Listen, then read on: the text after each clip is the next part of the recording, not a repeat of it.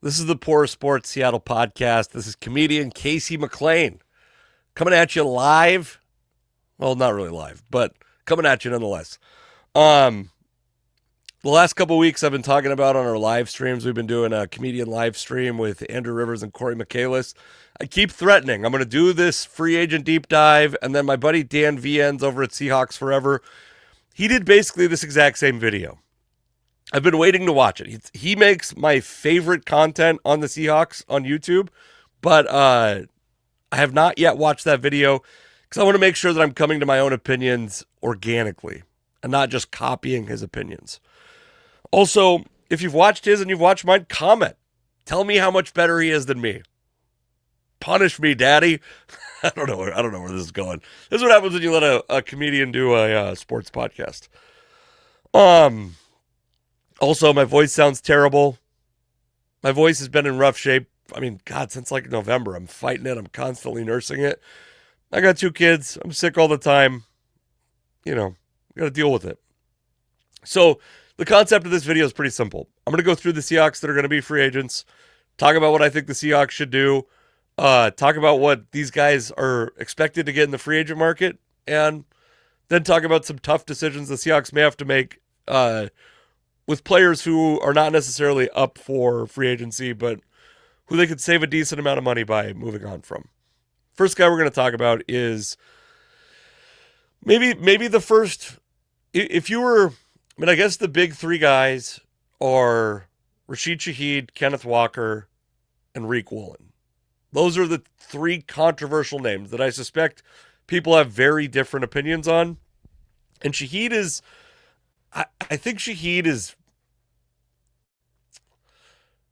probably the least divisive, but also maybe the least productive of the 4. So the Seahawks traded for Shaheed at the deadline last year. Good enough trade. The idea being he's played for Clint Kubiak in New Orleans. He'll be able to come to Seattle, acclimate to the system very quickly, be productive right away. And then in 9 games with Seattle, he caught 15 balls in the regular season. He was very good in the return game. He was the author of some of the biggest moments of the season, but he caught 15 balls. Pro Football Focus expects Rashid Shaheed to get $42 million over 3 years with $24 million guaranteed. And one of those tough decisions, by the way, that I was considering and that I didn't realize that his contract was going to vest is the Seahawks potentially moving on from Cooper Kupp, a guy who they, at the time, I thought they were going to be able to save over $9 million by releasing him, and I wasn't sure if Cooper Kupp was worth $9 million. Like, the question when you're releasing someone, it's never, by the way, Cooper Kupp's going to make $18 million next year. The question is not whether Cooper Kupp is worth or not worth $18 million, because the Seahawks cannot save $18 million by moving on from Cooper Kupp. If they had released him, and I don't even know if this is correct, but if they released him without this vesting thing that happened, they would have been able to save a little over $9 million. That's the break-even point. So I think that if I was questioning that, the point of going out and spending money on a receiver, if you're the Seahawks this offseason, I think what you're looking for is someone who's going to take some pressure off of Jackson Smith and Jigba, who's going to take some targets away from Jackson Smith and Jigba. Rashid Shaheed is not that guy. 15 balls in 9 games. And not like he got a bunch of targets and didn't convert them. Not a ton of targets. Shaheed as a receiver was pretty disappointing. Again, the author of some enormous moments. Not disputing that. To go out and spend $14 million of cap space is tough. Now, it's not going to be $14 million next year, and this is going to be true of all these contracts. Multi-year deals, typically, they are backloaded, which means that next year's cap number might be, somewhere around $8 million or something like that, which is worth considering, but we don't really have access to that right now. Assume that it's going to be a little bit less than that. Even then, I got a tough time giving a guy that caught 15 balls in 9 games $14 million a year. The Seahawks, you'll hear this a bunch. They have the sixth most cap space. They have about $62 million in cap space. That's true. But they have some guys they have some holes caused by guys that are going to be leaving, guys that they may want to re-sign. That's not $61 million to go out and just spend on free agents to add to last year's roster. So it's tough. I would have a tough time. Oh, one other thing. And I'm on attempt number 2 to record this, so I really hope I'm not repeating myself. We talked about this on the Comedian Roundtable. I take for granted that people understand what rollover cap means when we talk about it. I know Andrew and Corey, the two guys I do that with. By the way, I hope you're enjoying those. If you watch them, and if not, I hope you tune in. They're fun. It's me and 2 Seattle sports fan comedians just talking Seattle sports. It's pretty fun, pretty simple. Rollover cap means that if the Seahawks don't spend some amount of their cap this year, it rolls over into next year. So if they don't spend $70 million this year, next year they have $70 million extra dollars in cap space to spend. In the years that the Seahawks were very successful, they had a lot of these rollover cap years where they were able to spend extra. And I think most people, by the way, would have expected that this year, 2026, is the year that the Seahawks should have spent all that surplus cap space, because this was the first year of an open Super Bowl window. And then as it turns out, they won a year early. Shaheed is... One other thing, you'll hear people say they spent these draft picks, so you have to go sign that guy. That's a sunk cost fallacy. That's the most obvious sunk cost fallacy I've ever heard of. It's throwing bad money at good money. Good money at bad money.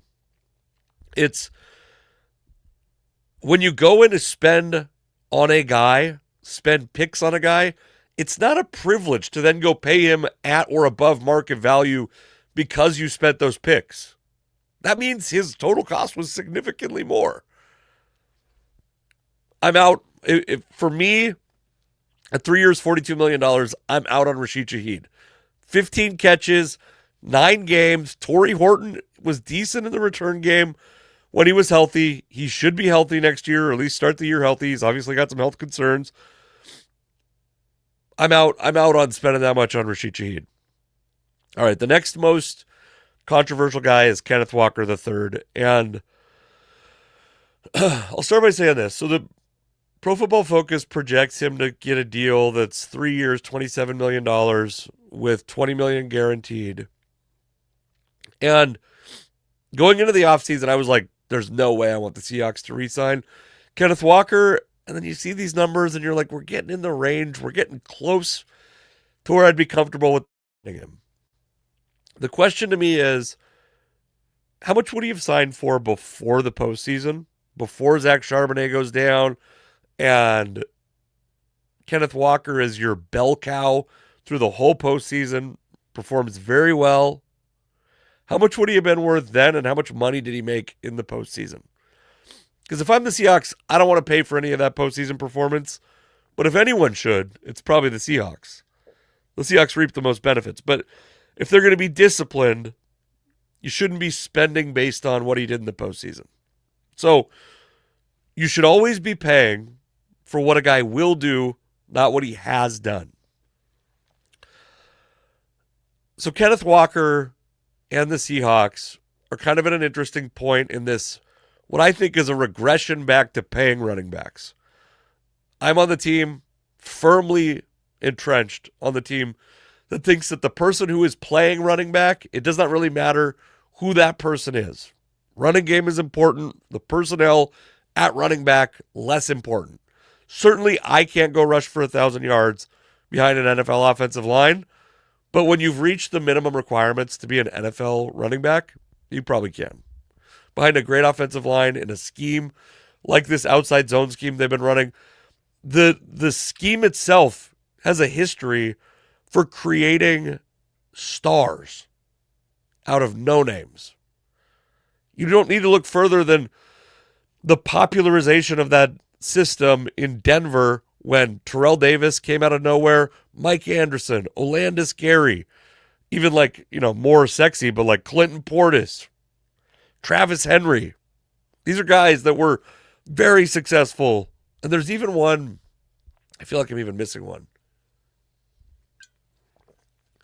Olandis Gary's a good pull, but $9 million. $9 million with the consideration that probably Zach Charbonnet is not going to be at full strength in week 1 of 2026. So it's not like the previous calculus the Seahawks might have been doing was, well, we have Zach Charbonnet, so we have some redundancy. We certainly don't need to pay for Kenneth Walker. Now, I think the only other running back under contract is Kenny McIntosh. He's obviously had a very injury-riddled career. Charbonnet's probably hurt. It's tough sledding at that position for the Seahawks. I'm a little more inclined. Interestingly, Kenneth Walker is not the highest projected running back. Travis Etienne and Breece Hall are both projected to get bigger contracts. The Seahawks aren't going to franchise tag Kenneth Walker. That would have been interesting to me. But why don't you use the franchise tag? The reason typically, I think, is it's going to create, it has potential to create some real kind of goodwill or morale issues. When Devin Witherspoon's up to be re-signed, or Nick Eamon-Warry's up to be re-signed, and they go, well, I didn't really like how this team treated Kenneth Walker leading up to his negotiations. Does that factor into their negotiations at all? I don't know. So Kenneth Walker, 3 years, $27 million, $20 million guaranteed. Frankly, and I said this on our live stream this week, I expected to be fully in the camp that was like, put the thanks for your contributions, have good luck with your next team draft on Twitter right now. And then just hit send, fill in the team that he's going to. I'm probably a little less emphatic about it now, but I'm team let Kenneth Walker go. Part of this, by the way, is because you can still go spend this money on something else, but I don't want them spending, I don't necessarily want a running back on a close to 8-figure salary. All right. And then the other big group are the defensive backs. Reek Woolen scheduled to get 4 years, $35 million, or 3 years, $45 million, $30 million guaranteed. Kobe Bryant, 3 years, $30 million, $20 million guaranteed. I said scheduled, I meant projected. And then Josh Jobe, he's not on the PFF rankings. It's got to be an oversight. He certainly is in the top, 200 free agents or whatever they did.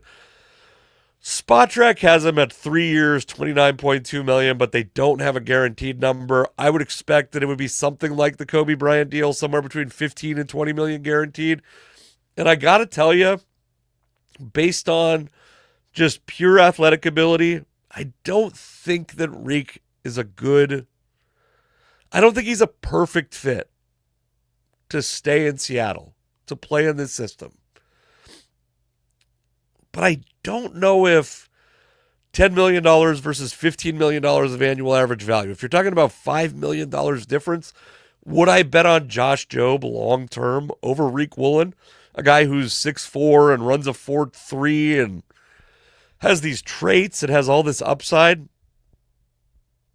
I mean, I think that Reek's probably going to get more than 345, but at 345, I would have a hard time saying no to keeping Reek Woolen. I think Kobe Bryant's gone. I think Kobe Bryant made the decision when he broke off negotiations, or when negotiations fell apart with the Seahawks.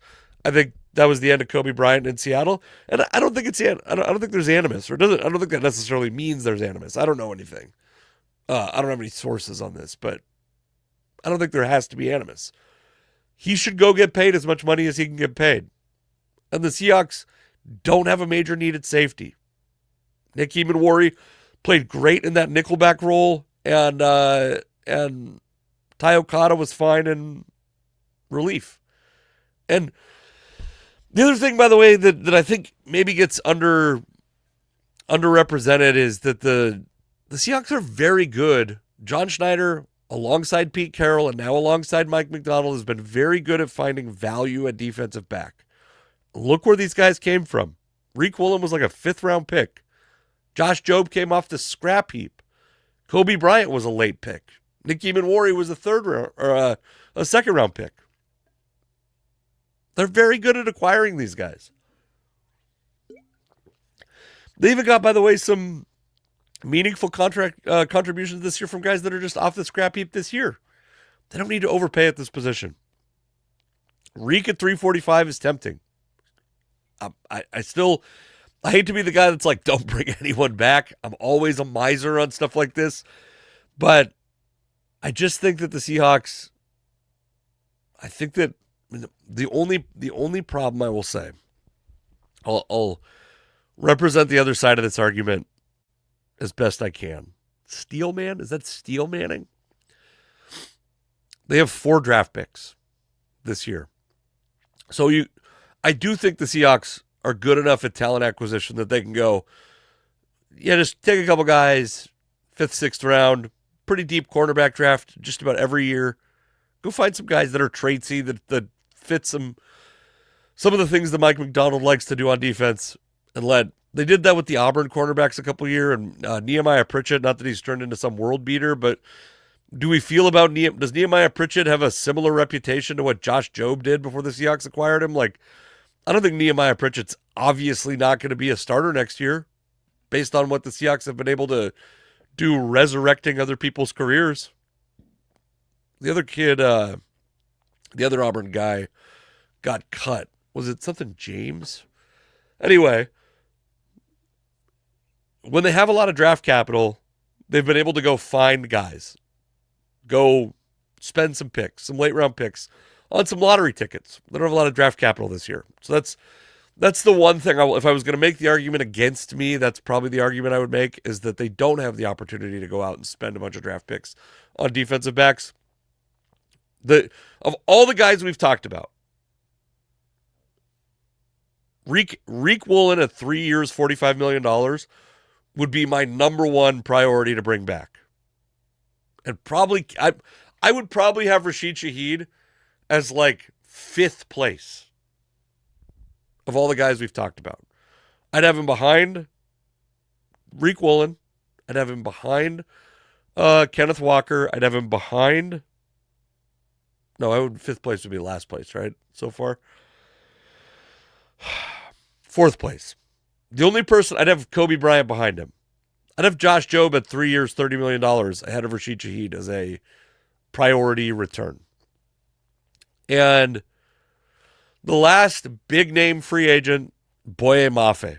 Now, 3 years, $49 million is significantly different from so Spot Track had him at 3 years, $36 million. PFF has him at 3 years, $49 million. At 3 years, $49 million, $30 million guaranteed for Boye Mafe. Bon voyage, Boye Mafe. Go enjoy Cleveland or Las Vegas or whatever city you're going to go play in next. 3 years, $36 million. You're starting to get into a territory. And we're going to talk about another guy in a second that's like, kind of makes you, I think, rethink how the Seahawks need to handle edge this offseason. But by the way, one other free agent that they have that wasn't necessarily worth creating a slide for is Josh Jones, who I thought played admirably, but I just don't think the Seahawks, they have enough depth now on their offensive line. I don't think they really need to entertain pay. He made $3.5 million next year. There's no reason they need to pay a swing offensive lineman that next year, with, in my opinion, with the guys that are already on the roster, Bryce Cable-Dew and Christian Haynes and Jalen Sundell and Olu Uluwatimi. Cable-Dew is probably the only one that's got legit tackle experience in college. But, yeah, I mean, I think you're letting Mafe go. That being said, the Seahawks have a tough decision to make. Because, so, Uchenna Nwosu played all 17 games this year. Started the year on kind of a snap count or a pitch count, kind of some limited snap counts. But by the end of the year, he was playing most of the team's defensive snaps. He has 7.5 sacks in 18 games. Has the PFF grade is like low 60s if you buy into that. I think PFF is significantly better than the like blink scouting or whatever they call that I would do, because I'm not watching tape on everybody.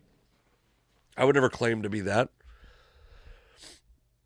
There's nothing about Uchenna Nwosu that screams career revival to me. He played decent last year. He actually last year was like kind of the player that I think the Seahawks were hoping to get out of him.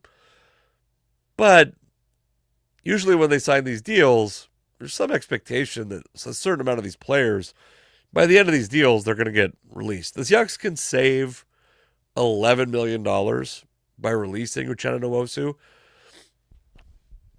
$11.5 million, I should say. So if Boye Mafe gets closer to that 3 years, $36 million annual average value, which probably means the first year of that contract is cap number $9 to $10 million. Would you rather? I'm not even going to ask. I would rather have Boye Mafe if the money like evens out.